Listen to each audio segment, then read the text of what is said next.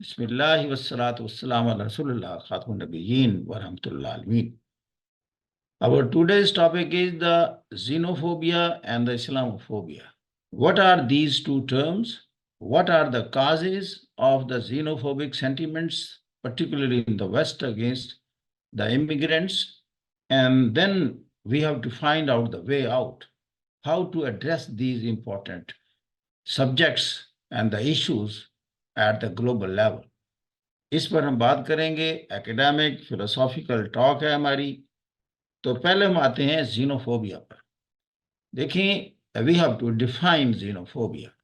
Xenophobia is basically resentment, hatred, anger against the immigrants in any country. لیکن ہم نے دیکھنا ہے کہ یہ جو xenophobic sentiments particularly with reference to the western world, یہ کیسے کریٹ ہوئے, کیوں کریٹ ہوئے اور کب کریٹ ہوئے. یہ ہم دیکھ رہے ہیں کہ یہ جو امیگرینٹس ہیں یورپ میں پرٹیکولرلی, یا امریکہ میں, یا اور ویسٹرن کنٹریز میں, تو آپ دیکھ رہے ہیں کہ یہ کنٹری انڈسٹریلائزڈ نیشن تھی, دنیا کی پہلی. جب یہ انڈسٹریلائزڈ ہوئیں, دے needed a lot of young working force and they were short of the young working force. The colonies which were under their control, they were surplus in the young working force. Therefore, they preferably asked their previous colonies to send their workforce to work in their factories. کیونکہ manufacturing صرف waste میں ہو رہی تھی, particularly کہہ لیں Europe میں ہو رہی تھی, اور پھر یہی مینوفیکچر گڈس ان کی ایکس کالونیز کو سپلائی ہو رہی تھی. اس طریقے سے کیا تھا کہ ویسٹ کی اکانومی بڑی اونچی جا چکی تھی. تو یہ چلتا رہا کام. تو دنیا میں ایک بہت بڑا فینامینن ہوا.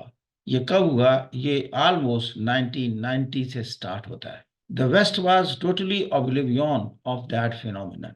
وہ کیا تھا؟ emergence of China and then emergence of India and then certain ASEAN countries. یہ کیا تھا؟ انہوں نے ایسا کنڈیوسو انوائرمنٹ کریٹ کیا, پرٹیکولرلی جو فنڈامنٹل فنکشنز ہوتے ہیں بزنس کے اور انویسٹمنٹ کے, یہ اس میں بیٹر ہو گئے. مثال کے طور پر ان کے پاس چیپ ورکنگ فورس تھی, ان کے پاس سرٹن یوٹیلیٹیز وہ سستی تھی.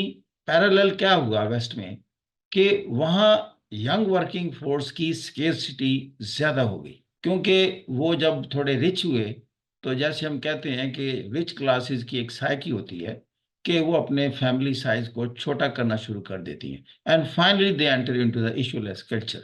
پھر پرٹیکولرلی جب ان میں ارینج میرج کا کانسیپٹ بھی ختم ہوتا گیا, تو وہاں بچوں کی پیدائش کم ہو گئی اور ان کی آبادی کم ہونا شروع ہو گئی, which resulted into the shortage of the severe young working force over there. ایک پوائنٹ.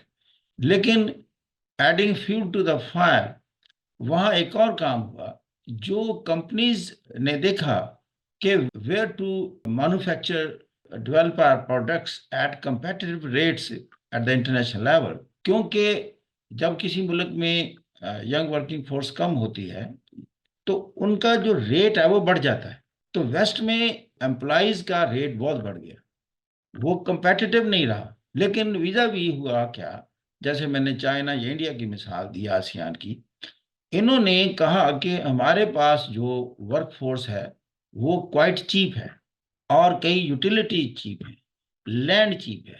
تو جب کمپنیز یہاں شفٹ ہوں گی تو you will be producing a competitive product at the international market. ہوا یہ, the companies started shifting from Europe, from Japan into China first, and subsequently into India, and now they are moving into ASEAN countries as well. It is being forecast that in future they will be moving into Africa as well, and in many Latin American countries. اس کا result کیا ہوا؟ جو job تھوڑا بہت available تھا waste میں وہ ختم ہو گیا. Companies left their homeland, وہ شفٹ ہو گئی چائنا میں. دنیا میں چائنا جو ہے بہت بڑا کمرشل ہب اور مینوفیکچرنگ ہب بن گیا. اب کیا ہوا؟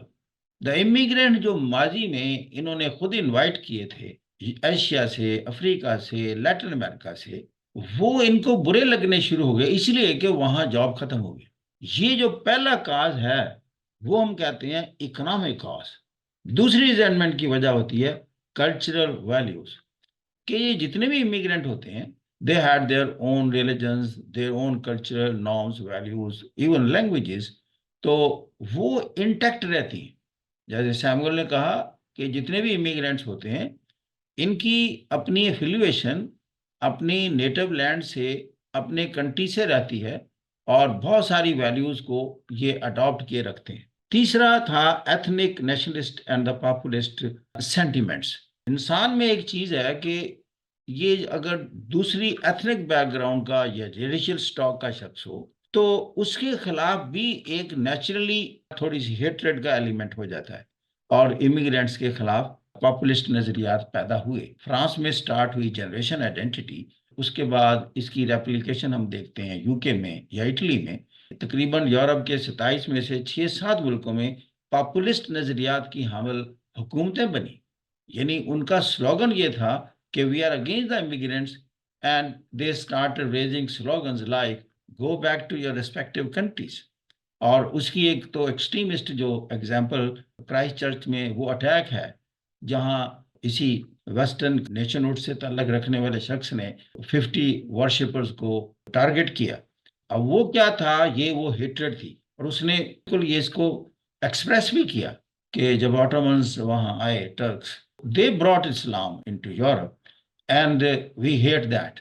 उसके रेमिनेंट्स वहां मौजूद हैं. इसलिए कि जो भी कोई कौम किसी दूसरी कौम पर कब्जा करती है, तो अपनी वैल्यूज और रिलीजन को भी साथ लेकर जाती है. वो भाई बेशुमार ऐसे एरियाज, रीजन्स हैं यूरोप के, जहाँ Muslims are still in majority. Bosnia में है, अल्बानिया में है, कोसोवो में है, काफ़ी ज़्यादा बड़ी तादाद मैसिडोनिया में मौजूद है, बुल्गारिया, रोमानिया इनमें है. ये चीज़ें उन्हें बुरी लगी कि ये आए तो फिर इन्होंने हमारे रिलीजन को भी चेंज किया. लेकिन इसी तरीके से वो चीज़ उस वक्त भूल जाते हैं कि जब उन्होंने कॉलोनाइज किया दुनिया को, मिसाल के तौर पर सब कॉन्टिनेंट में ब्रिटिश आए, तो they brought Christianity with them. Missions आए यहाँ, उन्होंने काम किए, और जितनी भी हमारी क्रिश्चियन कम्युनिटी है, ये सारी की सारी ब्रिटिश के आने के बाद हुई है. तो अब ये हमने 3 कॉजेज इसके बयान किए हैं. एक इकोनॉमिक काज, दूसरा difference of the cultural values, और तीसरा एथनिक नेशनलिस्ट पॉपुलिस्ट सेंटिमेंट्स जो इरप्ट होते हैं अगेंस्ट द इमिग्रेंट्स. अब आ जाता है what is the way out. तो वे आउट में भी हमने इन्हीं चीज़ों को एड्रेस करना है. इकोनॉमिक इशू को कैसे एड्रेस करेंगे? हम कहेंगे अब आप अपनी इकोनॉमी को बेटर कैसे कर सकते हैं. How can you create employment opportunities for your people. अगर उनको एम्प्लॉयमेंट अपॉर्चुनिटीज मिल जाएं, तो उनकी हेट्रेड में कमी आ जाएगी. जिस तरह आप देखें ब्रेक्सिट क्यों हुआ, ब्रेक्सिट की जो सबसे बड़ी रीज़न इकोनॉमिक रीज़न है कि जो ही बरतानिया ओपन हो गया for all the European union countries, तो आपने देखा पोलैंड से, हंगरी से, स्लोवाकिया से, जो लेस डेवलप्ड कंट्रीज थे यूरोप के, वहाँ से लोग शिफ्ट होकर लंदन में चले गए, सारे ब्रिटानिया में फैल गए. अब वो जो जज्बात थे हेट्रेड के, रिजेंटमेंट के, वो यूरोपियन के अगेंस्ट डेवलप हो गए. ये भी जीनोफोबिक सेंटीमेंट थे. वो क्यों? उन्होंने कहा कि they have grabbed our jobs. ये थोड़े तनख्वाहों पर काम करने के लिए तैयार हो जाते हैं. ये हेट्रेड इतनी बड़ी, अल्टीमेटली वहां एक स्लोगन रेज हुआ कि let us gate exit from the European union. और फाइनली रेफरेंडम होता है, और एग्जिट के वोट या लीव के वोट बढ़ जाते हैं, और यूके निकल जाता है. आप देखें ये जीनोफोबिक सेंटिमेंट्स की रेपरकशन और इम्पैक्ट्स ग्लोबल लेवल पर या रीजनल लेवल पर कितने सख्त होते हैं. अब आ जाता है इज इट अ वे. क्या बरतानिया की इकोनॉमी उसके बाद दुरुस्त हो गई? नो. बरतानिया उसी तरह इकोनॉमिक डॉलड्रम्स का शिकार है. वाई? असल जो मैटर है कि अपनी इकोनॉमी को ऊपर उठाएं, वो कैसे उठती है कि you have to identify your core competent area. आप देखें चाइना की तरह सारी कंज्यूमर गुड्स खुद नहीं बना सकते. वो उसका कोर कॉम्पिटेंट एरिया है. उसके पास लेबर है, यूटिलिटी चीप हैं, रॉ मटेरियल चीप है, जिससे ओवरऑल प्रोडक्ट जो है कंपेटिटिव बनता है. लेकिन आप वो कंज्यूमर गुड्स अब नहीं बना सकते, वो आपको चाइना से ही खरीदनी पड़ेंगी. And that's why even United states और India is buying Chinese goods all over the world. China is selling more than 150 countries of the world. you have to identify your core competent area. کون سا ایسا point ہے جس کی بنا پر اپنی آپ اکانومی کا جو ہے نا فاؤنڈیشن لے ڈاؤن کر سکتے ہیں. وہ ہے یورپ کے پاس اور امریکہ کے پاس technology, innovative ideas, quality education, high tech weapons ہیں، ہائی ٹیک مشینز ہیں، فارماسیوٹیکل انڈسٹری ہے. They should focus on that. This is the way out. اب آ جاتا ہے اگر آپ یہ ہیٹریڈ کریٹ کرتے ہیں again the different religion, different cultural values, تو آپ کس طرح کی معاشرے کی بنیاد رکھ رہے ہیں؟ اس طرح they are Europeans who are there in so many other countries. If you create hatred against the other nationals, then your nationals will be a victim of hatred and resentment in those countries. So you are not going to create a harmonious world.